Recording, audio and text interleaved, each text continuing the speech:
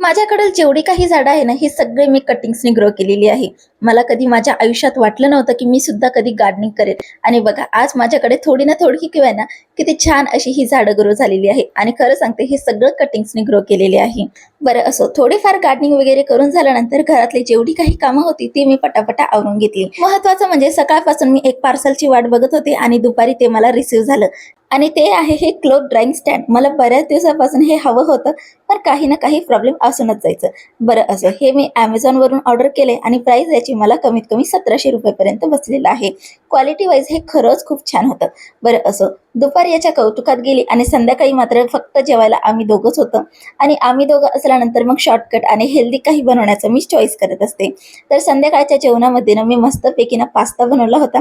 आता तुम्ही म्हणाल की पास्ता हा अनहेल्दी असतो, हेल्दी कुठून? तर हेल्दी यावरून हा जो पास्ता आहे ना, हा होल व्हीट पास्ता आहे आणि यामध्ये भरपूर भाज्या घालून हा मी पास्ता बनवून घेत असते. त्यानंतर जेवण वगैरे करून मी माझं सगळं किचन व्यवस्थित रिसेट करून घेतला.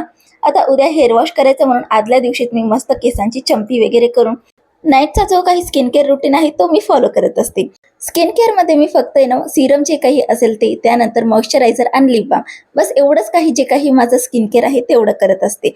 त्यानंतर प्रथमला बाहेर खेळायला घेऊन गेलते. बाहेर गेल्यानंतर त्याची एक्साइटमेंट लेवल बाल नेक्स्ट लेवलची असते. चला तर मग भेटूया नेक्स्ट व्लॉगमध्ये. व्लॉग कसा वाटला नक्कीच कमेंटमध्ये सांगा. आणि हो, चॅनलवर नवीन असेल तर सबस्क्राईब करायला विसरू नका बरं का.